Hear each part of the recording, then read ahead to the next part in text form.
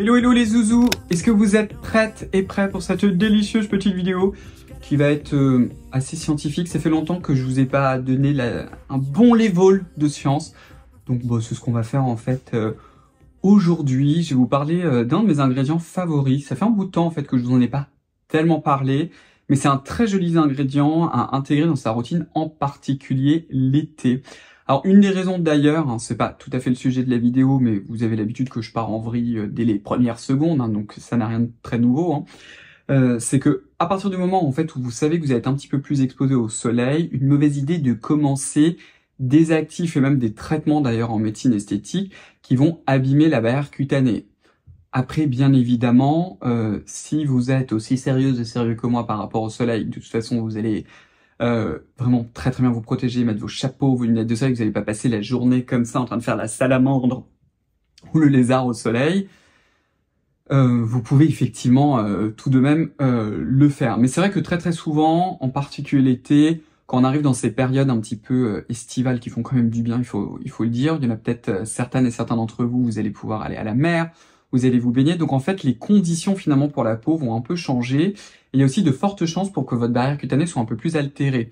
Une autre chose aussi, c'est que le simple fait de passer beaucoup de temps dehors implique, bien évidemment, parce que vous êtes des gens sages, de réappliquer son solaire plusieurs fois. Et c'est vrai que du coup, au lieu de faire une petite routine le matin, une routine le soir, voire une petite réapplication, là on va se mettre à réappliquer plusieurs fois un produit solaire. Donc en fait, tout ça peut mettre la peau dans un contexte où on va être un peu plus inflammé. En général, il fait une chaleur du diable, il fait super chaud. On transpire beaucoup, enfin bref. Donc il y a beaucoup de facteurs quand même qui peuvent un peu abîmer la barrière cutanée. Et du coup, c'est une très bonne idée d'avoir en fait des ingrédients tout simplement qui vont être apaisants pour contrôler l'inflammation. Il y a aussi un sujet qui me tient particulièrement à cœur et qui fait partie aussi en réalité du cœur de mon contenu, même si je vous le répète pas forcément systématiquement. Mais je pense que maintenant vous le savez que la majorité des produits en fait que je vous propose sur cette chaîne, en particulier pour le visage, pour le corps, je suis beaucoup plus laxiste, mais vraiment pour le visage, ils sont tous sans parfum. Alors c'est pas juste parce que moi, Cyril, j'ai décidé du jour au lendemain que je n'aimais pas le parfum. Il y a des raisons scientifiques. Une de ces raisons-là, et qu'il faut vraiment bien comprendre, et qui sont pour moi vraiment essentielles, et qui malheureusement sont beaucoup trop sous-estimées, c'est l'état inflammatoire de la peau. Maintenant, c'est quelque chose qui a été clairement établi, qui a été très bien étudié. Je me demande si c'était pas l'été dernier où je vous avais fait ça, enfin je sais plus, où je vous ai refait en fait un cours que je donne aux médecins esthétiques, qui est en fait sur l'inflammation cutanée. Et là d'ailleurs, alors je crois que je l'aurais déjà fait, c'est bien possible. Suivez-moi sur Instagram si vous voulez avoir un petit peu mon actualité.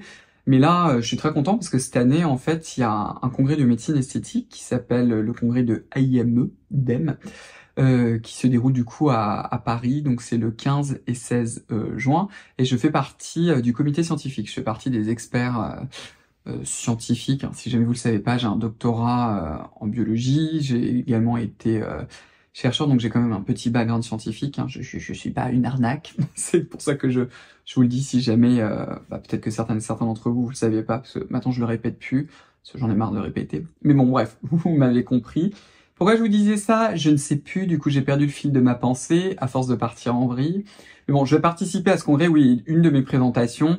Donc moi c'est vraiment sur la partie cosmétique avec la partie scientifique. Je vais justement parler à nouveau, ça c'est pas complètement lié aux cosmétiques, mais un peu de l'inflammation en fait chronique de la peau.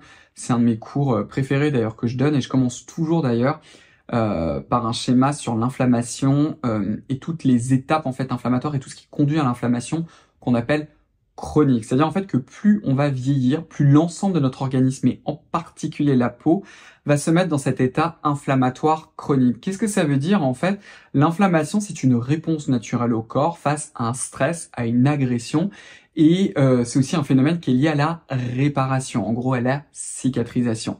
L'exemple typique pour la peau, c'est on s'est fait couper, il faut réparer ce tissu endommagé, les cellules autour et les cellules qui vont arriver sur la zone de la plaie vont s'inflammer, vont rentrer dans un état inflammatoire, c'est-à-dire qu'il y a des molécules qui vont être sécrétées par exemple pour dire au secours, on a besoin de faire quelque chose, pour recruter des nouvelles cellules du système immunitaire pour se débarrasser par exemple des bactéries, pour se débarrasser des cellules mortes tout simplement, pour aussi activer toute une cascade de molécules pour retirer par exemple le collagène qui a été coupé, parce qu'il va falloir s'en débarrasser. Hein.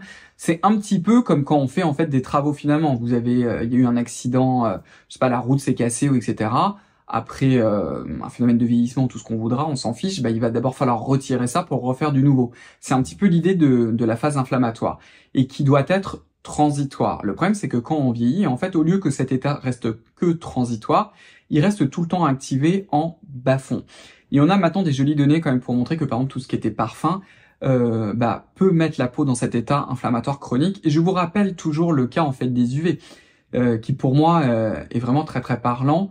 Les UV dans notre quotidien, quand vous sortez dehors, même quand il fait très beau, et que vous passez pas 4 siècles dehors, même quand on est très très clair de peau comme moi, vous n'allez pas avoir de coup de soleil. C'est-à-dire que vous, dans votre vie de tous les jours, visuellement, vous n'allez pas vous dire j'ai vieilli, ma peau est dans un état inflammatoire. Donc vous allez rien voir du tout. Vous n'aurez pas de rougeur, vous aurez pas de... il y aura rien en tout cas au niveau visuel qui va vous indiquer qu'il y a un phénomène délétère, dangereux pour votre peau qui se passe. Alors que c'est le cas. Si on faisait une petite biopsie de votre peau, on verrait à quel point en fait vos cellules sont stressées, elles s'abîment. C'est juste que nous, avec nos yeux d'humain, on n'est pas capable de le voir. Et ça, pour moi, c'est quelque chose de très, très important. Et l'exposition comme ça, chronique, répétée à tous ces parfums, où on sait jamais trop, en fait, finalement, quelle est leur action, on ne sait pas. Et je vous le dis directement, on a des données sur le phénomène de l'allergie, parce qu'en fait, le phénomène de l'allergie, exactement comme le coup de soleil, en fait, ce sont des réponses aiguës de la peau. C'est-à-dire que quand vous tapez une allergie, concrètement, ou un coup de soleil, et que vous le voyez visuellement, c'est pas que votre peau elle est en mode je suis un petit peu inflammée. Non, en fait elle est au bout de sa vie là, votre peau, elle en peut plus, c'est pour ça que vous le voyez. C'est-à-dire qu'à partir du moment où un phénomène devient visuel, c'est que la peau en fait a déjà surréagi et c'est déjà un petit peu trop tard. C'est un petit peu l'idée. C'est pour ça que pour moi c'est vraiment important que dans toute votre routine de soins, qu'on soit comme ça un maximum, en tout cas autant que faire se peut, dans cet état calmant, anti-inflammatoire, en fait, dans cette bulle finalement protectrice de la peau pour vraiment l'accompagner et éviter en fait d'augmenter cette inflammation chronique, parce que bien évidemment, nous allons tous vieillir, ce qui est une bonne chose aussi. J'espère que vous allez vieillir vraiment et que vous allez passer quand même du bon temps et que vous allez trouver des bonnes choses à faire dans votre vie. Mais si on peut accompagner tout ça avec glamour, si vous voyez ce que je veux dire, et se faire plaisir, c'est encore mieux. Mais c'est aussi pour ça que je suis toujours un peu en croisade contre le parfum, parce que c'est un peu la boîte de Pandore et on comprend pas grand-chose. Tout ça pour vous dire que un ingrédient qui est extrêmement intéressant à intégrer dans sa routine, et je vous l'ai souvent dit, c'est un peptide particulier. Je vous ai fait récemment une vidéo de nouveau sur les peptides. Ça faisait longtemps que j'en avais pas parlé. Vous en avez maintenant beaucoup sur le marché. Vous en avez beaucoup qui sont très très prometteurs, très très intéressants. Le seul bémol en fait à chaque fois, c'est qu'on n'a pas tellement finalement de données objectivées. Le gros plus de tous les peptides, en tout cas à ma connaissance qu'on connaît, c'est que l'énorme majorité, en fait, ils ne sont pas du tout agressifs pour la peau. Donc du coup, pour l'été, c'est absolument parfait. Et vous en avez un qui est vraiment le peptide star. Pour celles et ceux d'entre vous qui me regardez depuis 3 siècles, vous allez dire, bon, Cyril est en train de radoter, oui, j'avoue, je radote.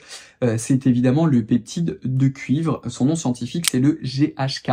CU-GHK, CU étant en fait l'acronyme pour le cuivre, copper. Tout ça en général c'est en anglais. GHK pareil, en fait ce sont comment on appelle ça, les abréviations des acides aminés. Donc un peptide, qu'est-ce que c'est? C'est une toute petite protéine. Le peptide de cuivre, c'est 3 petits acides aminés. C'est de la glycine, de l'histidine et de la lysine. Exactement, c'est de la L-glycine, L-histidine et L-lysine qui sont liés ensemble. Et ce petit peptide-là a une caractéristique particulière, c'est qu'il a une forte affinité pour le cuivre. Alors j'utilise là le mot scientifique. Qu'est-ce que ça veut dire? C'est-à-dire que si vous prenez de l'eau, vous mettez votre peptide dedans avec du cuivre, le peptide va venir se complexer au cuivre par ce qu'on appelle des interactions de force faible. Je crois qu'on appelle ça des interactions électrostatiques, il me semble. On appelle ça aussi une liaison non covalente. Une liaison covalente, en fait, c'est une liaison forte où il faut beaucoup d'énergie en fait pour la casser entre deux molécules. C'est pas très très important. On dit aussi que le peptide de cuivre est un chélatant. Un chélatant, en fait, c'est une molécule qui est capable d'attraper, d'agripper des ions. Ça, c'est très important en cosmétique. Vous en avez un qui est très connu qui s'appelle l'EDTA. Alors, il y a pareil, il y a des kilomètres d'anneries dessus. Alors, c'est toxique, c'est ci, c'est cela, etc. Je suis là, oui, il y a des concentrations d'aimants, c'est effectivement toxique comme tout pratiquement. D'ailleurs, au passage, dans les doses utilisées dans les cosmétiques, ça pose pas de problème. Vous en avez un autre aussi qui est une autre alternative qui s'appelle l'acide phytique. Mais ça, c'est pas... Mais bref, ne vous inquiétez pas avec le DTA, on lit plein d'âneries. Le GHK, donc le peptide de cuivre, c'est la même chose. Le peptide a une forte affinité avec le cuivre et il va venir l'attraper, ce qui est très très important pour sa fonction. Je vais vous montrer un peu pour ces vidéos quelques imprimés écran en fait d'un article scientifique. Je vais vous laisser d'ailleurs le lien, ce n'est pas le seul que j'ai lu. Je vous montre celui-ci parce que il est court et je me dis si jamais certains d'entre vous avez envie de voir un petit peu à quoi ça correspond, vous avez celui-ci. Celui-ci en fait c'est un petit peu une review, une opinion exactement, parce que c'est pas une review. En sciences, quand vous faites de la recherche, quand vous êtes des chercheuses et des chercheurs, vous pouvez faire d'abord un travail de recherche, c'est-à-dire que vous-même, vous allez vous poser des questions biologiques, vous allez designer des expériences afin d'essayer de comprendre un phénomène particulier. Et une fois que vous avez compris ce phénomène et que vous estimez que vous avez assez de données et une jolie histoire, avec assez de résultats pour pouvoir expliquer un mécanisme ou quelque chose qui se passe dans le monde du vivant, vous pouvez publier un article scientifique dans lequel vous aurez une introduction, c'est-à-dire voilà ce qu'on sait maintenant, voilà le contexte dans lequel mon étude en fait arrive, on sait ci, on sait ça, etc. D'autres équipes ont montré que ci et que ça, etc. Et voilà, nous, ce qu'on a décidé à faire.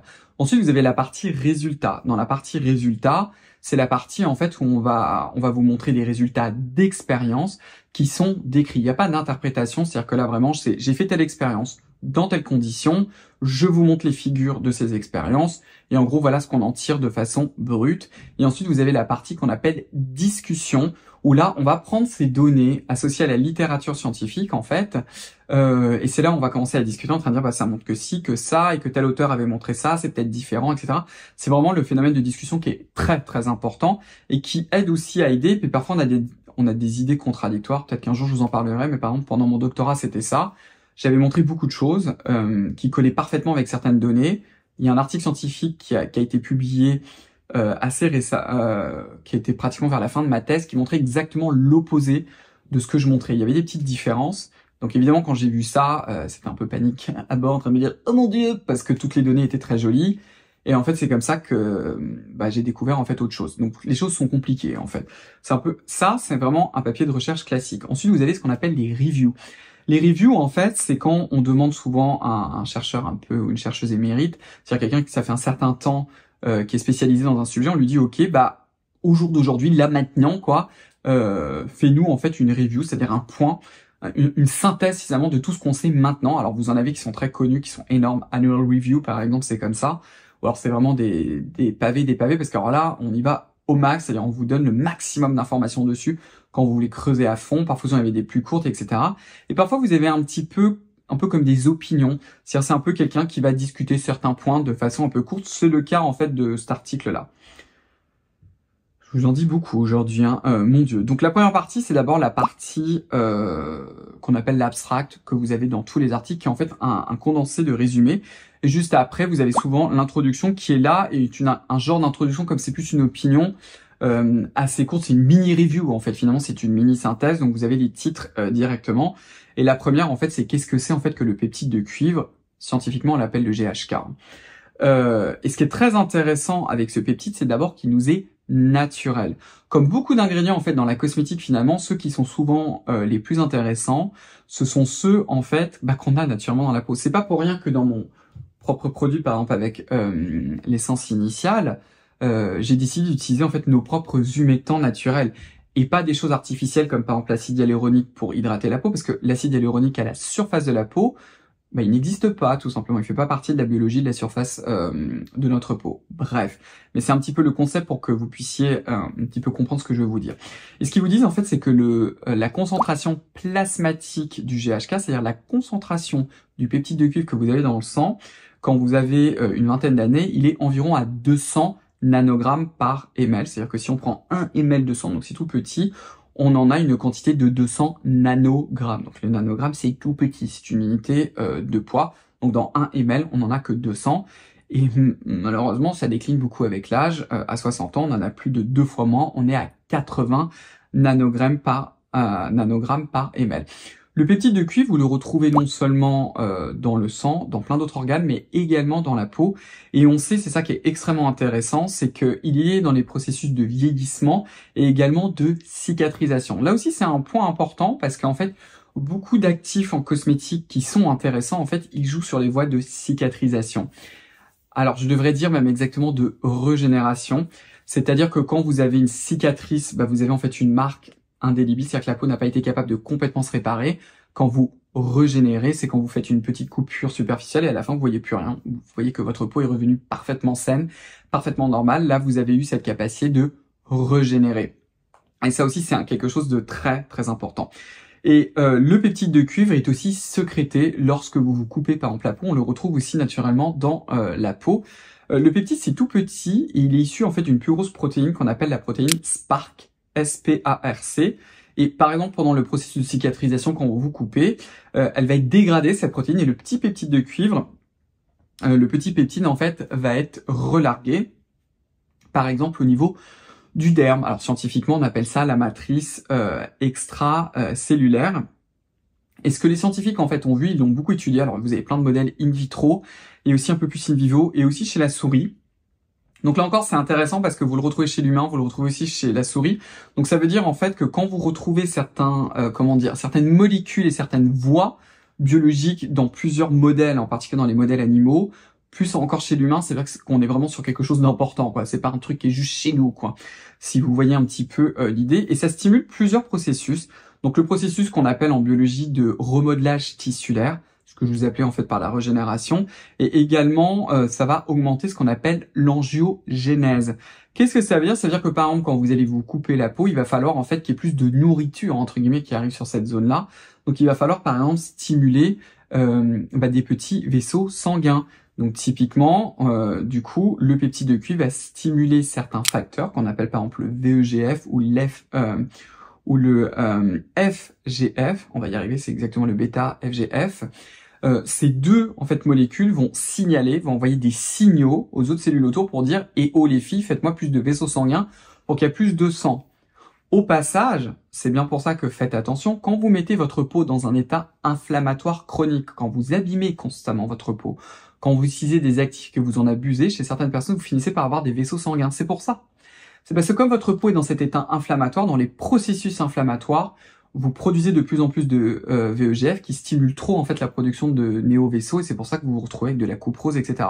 Enfin, c'est l'une exactement des raisons. Donc, le peptide de cuivre, il a en fait cette double finalement activité. Cette activité vraiment calmante qui va diminuer l'inflammation et en même temps, dans certains contextes, d'augmenter cette inflammation pour aider en fait à la réparation. Ce qui est très intéressant justement, c'est qu'on n'est pas dans cet état inflammatoire, ça stimule pas cet état inflammatoire chronique qui est mauvais finalement pour la peau, mais on est vraiment dans de la régénération cellulaire et c'est ça qui est ultra intéressant et la régénération en fait des tissus qu'on appelle en anglais le remodeling en fait.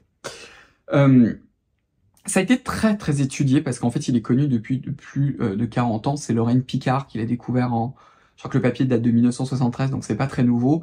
Et c'est surtout qu'il y a plein d'équipes de recherche qui ont travaillé dessus. Dans des modèles, par exemple, in vitro, on a pris des cellules de votre derme qu'on appelle les fibroblastes.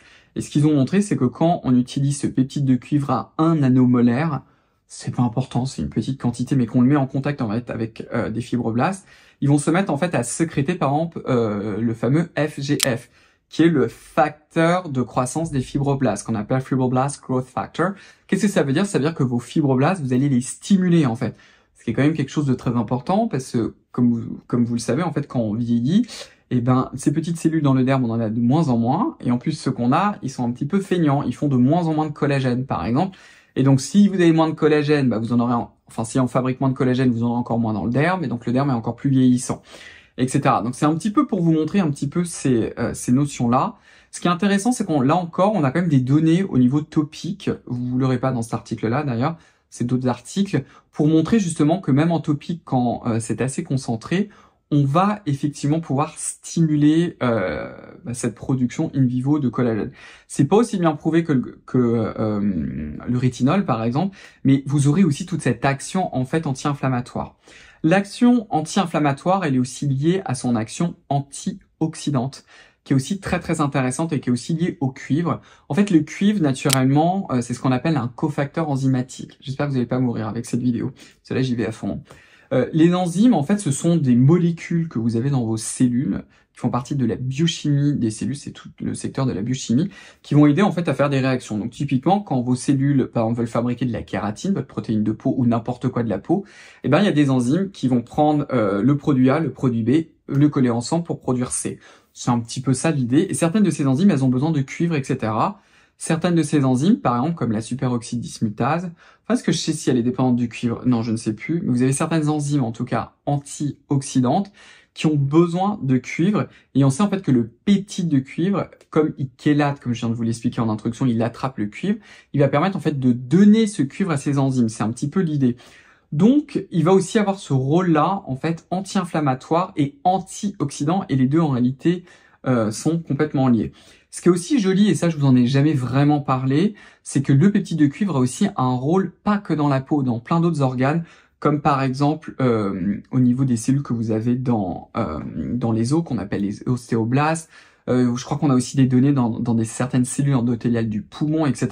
Donc en fait, c'est impliqué dans la régénération de plein de tissus en réalité qu'on a dans notre corps, et c'est une voie très intéressante. Je vais pas continuer à vous les détailler parce que je pourrais vous faire une vidéo qui dure des heures dessus sur tous les processus biologiques, et vous aurez sans doute fondu sur votre canapé en train de se dire Cyril, tu nous as saoulés.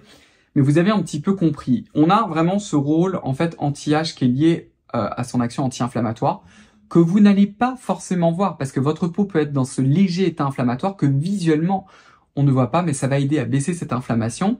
On est en même temps dans cette promotion en fait de la régénération cellulaire.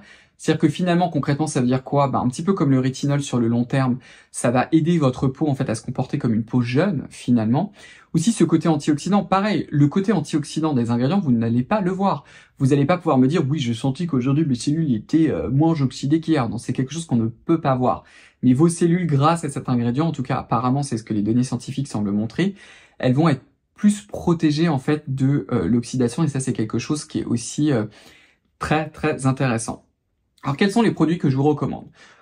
Celui qui est probablement le plus intéressant, parce qu'en fait vous avez une synergie entre le peptide de cuivre plus d'autres peptides, je vous en ai aussi pas mal parlé, c'est celui de chez Nuance, qui est le 2% peptide de cuivre, qui est une véritable merveille. Là j'ai un petit code qui s'affiche si jamais vous voulez le commander.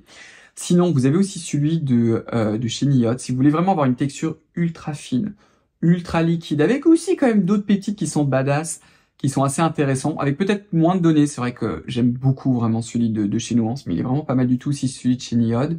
Surtout si vous aimez ce genre de sérum qui sont très légers. Il est pratiquement pas hydratant, il est très très liquide, ça peut quand même être intéressant. Vous avez le CAIS, le CAIS.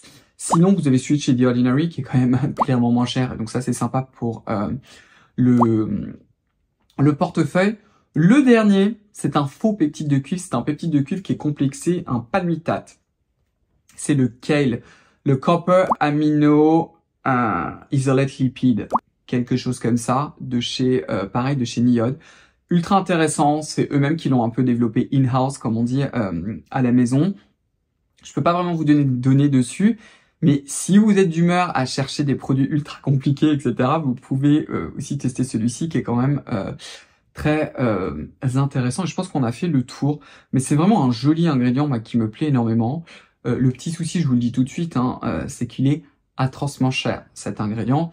Une des raisons pour lesquelles chez The Ordinary, chez Niod, il est moins cher, d'abord parce que DCM, les mecs sont un énorme groupe, donc eux, quand ils achètent du peptide de cuivre, ils en achètent pas un petit peu minuscule comme Nuance, ou du coup, quand on est une petite entreprise, je le sais, parce que moi, pour Scylla, par exemple, je me fais arracher la tronche avec les ingrédients. C'est exactement pareil pour la créatrice de Nuance, ça coûte extrêmement cher. Chez DCM, ils peuvent beaucoup plus négocier. Et l'autre raison aussi, c'est la forme. C'est parce que le peptide de cuivre que vous allez trouver chez Nuance, c'est entre guillemets le vrai, celui qui est vraiment naturel.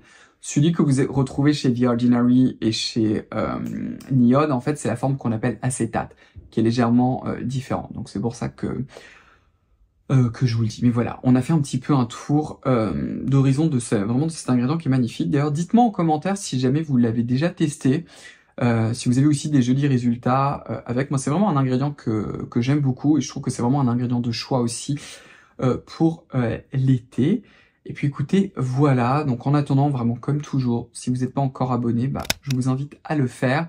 Enclenchez également la cloche des notifications, comme ça vous savez quand je vous publie un nouveau contenu. Vous pouvez également me rejoindre sur mon compte Instagram pour avoir les actualités, etc. Ce qui se passe, il n'y a pas le même contenu entre les deux. Rejoignez aussi le compte Instagram de Scylla, qui est Scylla.beauty, qui est mon bébé, ma propre marque. Oui, vous aurez d'autres produits. On va se revoir très très vite pour une prochaine vidéo. Et comme toujours, le plus important, je devrais d'ailleurs commencer mes vidéos comme ça. Prenez bien soin de vous et puis on va se revoir très très vite. Au revoir les zouzous, bye bye. Only knows, only knows.